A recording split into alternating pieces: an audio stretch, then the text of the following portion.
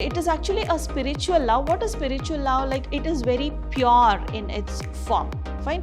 It has no personal gain. It has no selfishness. So the sentence doesn't end here. It continues over here. This is called as enjambment. That's a literary device. I'll take it up when we go to the literary device section. Metaphor you have been learning from a very young age, isn't it? Simile and metaphor, they are actually part of any grammar, that is from grade 5 or 6 on.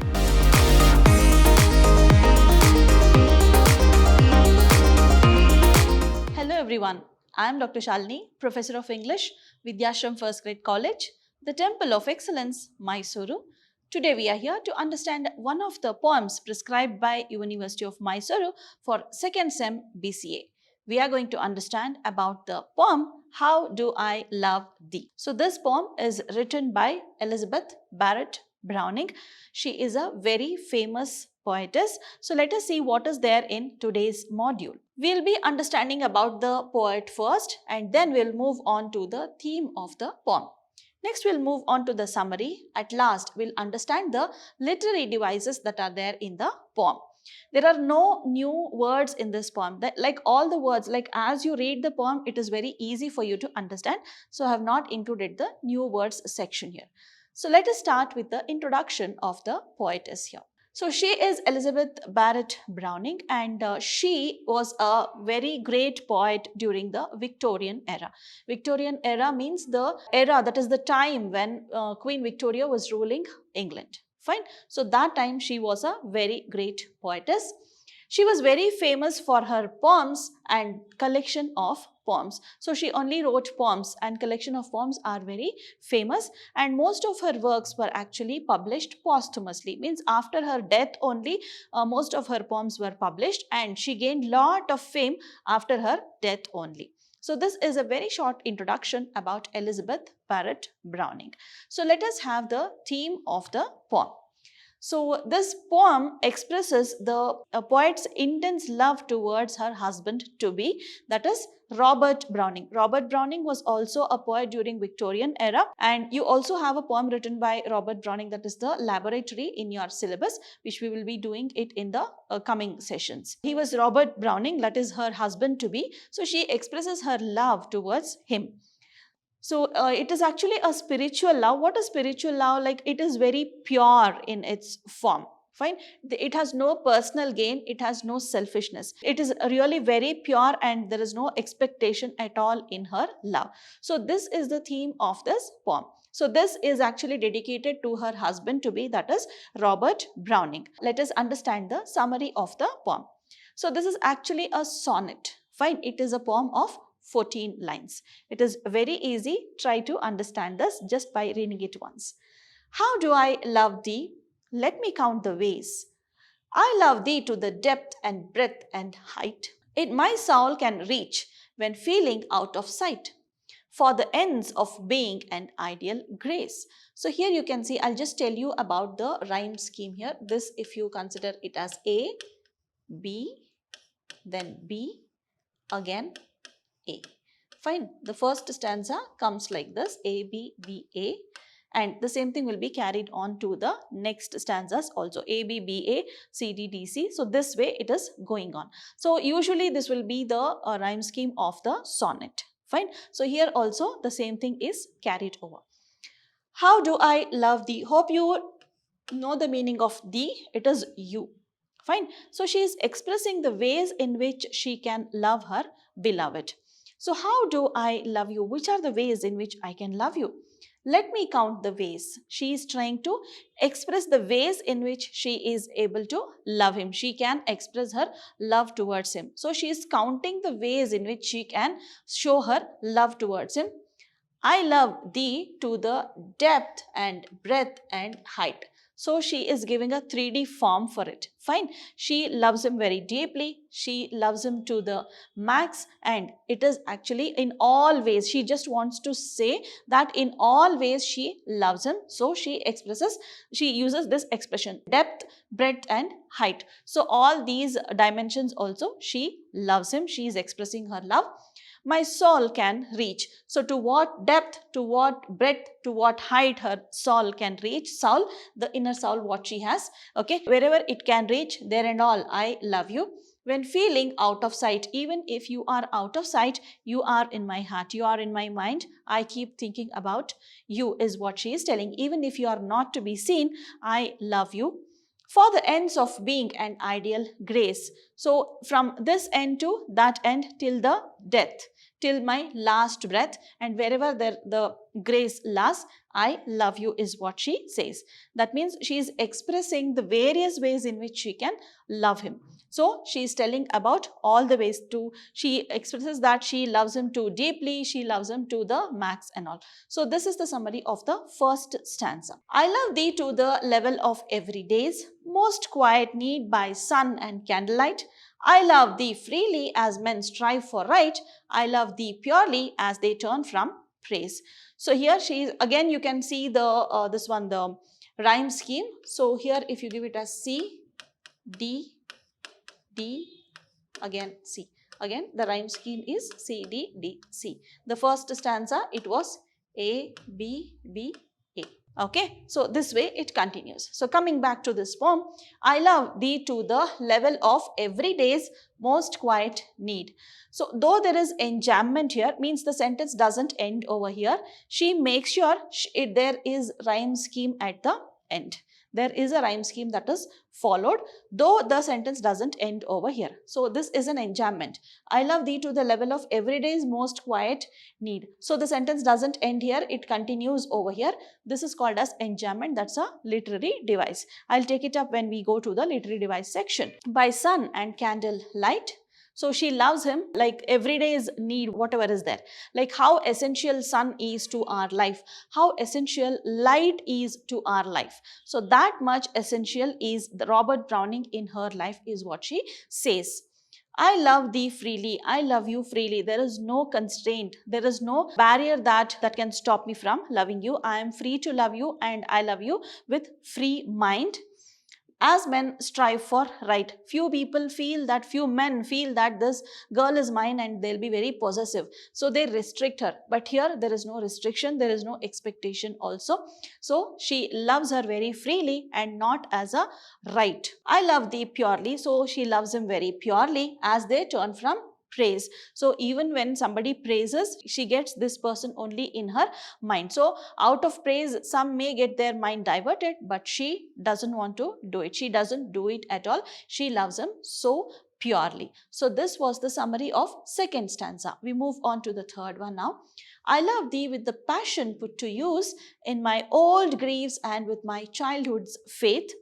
I love thee with a love I seem to lose. With my lost saints, I love thee with the breath. Smiles, tears of all my life, and if God choose, I shall but love thee better after death. So here also you can see the rhyme scheme. Use this. There is a change in this. Fine. C, D, D, C is done. E, F. Again use and lose. E, faith, breath, F. So this couplet it is different. Okay, it is different. So here, yes, now coming back to this, I love thee with the passion put to use. So here she is loving him with passion. Fine, he becomes her passion actually. So she loves him in a different way here. In my old griefs and with my childhood's faith. So in childhood, without any restriction, you believe what others say, isn't it? So your parents give you, if your parents tell you something, you believe in that, isn't it? So similarly here also, she actually believes without any questioning. Fine, like childhood belief only, she also believes in her love towards him. I love thee with a love seem to lose. So she has a fear she might lose him. So that fear is also there. She loves him with that care also. So see, when you have a fear that you are going to lose something, you will be very careful. Right, you'll be very careful about that, and she is also having that fear, and she has taken lot of care to protect her love towards him. So that also is there in her. With my lost saints, I love thee with the breath. So she's telling that like whenever she breathes, fine, there is love expressed towards him. So even in each and every breath she is taking, her love is expressed towards her husband to be there. So in all the breath, till the last breath, she is in love with him. Smiles, tears, so whenever she is laughing, whenever she is in grief, every time she actually loves him. Of all my life means completely throughout her life she has been loving him. Whenever she is happy, whenever she is sad, so in all aspects, in all phases of life, she is in love with him. And if God chose, suppose God permits, suppose God gives a chance, she wants to love him even after death. So here people, maybe you have heard people telling, right, see that 7 janmas also you want to have him as a husband or something like that. So she also has that same feeling. You can compare this to that. So even after death, she wants to love him only. She wants to have him only as her beloved, is what she expresses over here. So this was the last stanza and the couplet that is seen here. So these are the ways in which she expresses her love towards him. So going to this literary devices are very easy over here. So at first you have assonance. What is assonance? It is the repetition of vowel sounds. Fine. Vowel sounds, you know, right? A, E, I, O, U. Those sounds are repeated here. So this repetition is called as assonance. So in the same line, if the vowel sound is repeated, then you call it as assonance. For example, the sound of E and I is repeated. Fine. I love thee freely. So here thee, freely. Okay. So as men strive for right. So I sound is repeated here. Fine. So the vowel sounds are repeated here. Next, the sound of A is repeated. I love thee to the depth and breadth. Fine. The depth and breadth. So that sound is repeated there. And height. So A sound is also repeated. So all these come under the assonance literary device. So going to the next literary device, it is metaphor. We have metaphor also. Metaphor you have been learning from a very young age, isn't it? Simile and metaphor, they are actually part of any grammar that is from grade 5 or 6 onwards. So here metaphor, it's actually a figure of speech in which an implied comparison means this is, that is how you say. When it is simile, you make a comparison, like or as, something like this. But here, you don't use like or as, you say this is, that only, but you are making a comparison. Fine, between the objects that are different. So for example, I love thee to the depth and breadth and height. So here you are making a comparison. You are comparing this love, the depth of that love to this one, the 3D effect she is giving. Fine. So they are completely different, but she is expressing that in her ways of loving. Fine. So this is a metaphor that is used here. Then comes anaphora. Anaphora is a very rarely used this one, the literary device. It is actually the repetition of the words in successive lines, that is the alternate lines or the successive lines here. For example, the word love is repeated. So it is repeated to emphasize her feelings of true love. Fine. So how does she use here? How do I love thee? So love is repeated in the first line, and next I love thee. So again love and thee, they are actually repeated. So here the poetess actually repeats the word in different lines. So that comes under anaphora. If it is repeated in the same line, then it is called as repetition. Since it is repeated in different lines, it is called as anaphora. Fine. So don't get confused between repetition and anaphora. Anaphora in two different lines, repetition in the same line. Words will be repeated in the same line. Fine. Next, we have enjambment. As I told you before when I was talking about the summary of the poem, we have enjambment here. Like it doesn't end. The sentence doesn't end over here. It moves, it continues in the next line also. I love thee with the passion put to use in my old griefs and with my childhood's faith. So it ends over here. Okay, so here in the end of the line, that sentence doesn't end. It goes on to the next line also, and this is called as enjambment. The sentence doesn't end there. Next we have imagery. Imagery is a wonderful literary device.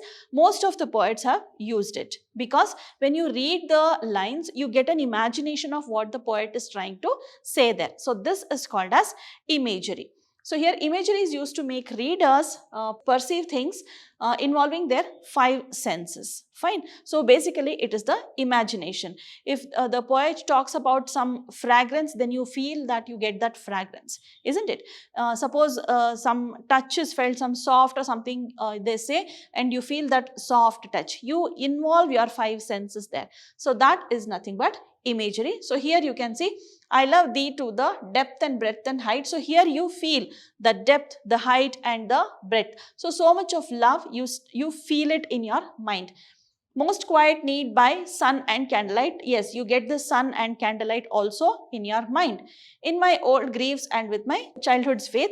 Yes, you get a child's image in your mind whenever you are reading this, isn't it? So this comes under imagery. Imagery is just an visual imagination in your mind which involves your five senses.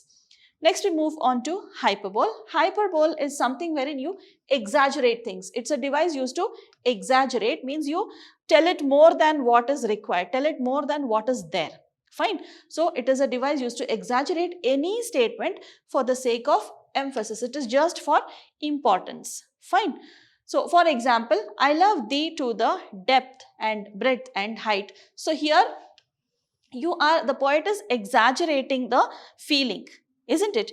So yes, of course, nobody can love anybody so much, but the poetess is expressing her love towards the husband to be. She is telling how much she is in love with him. She is exaggerating her love towards him.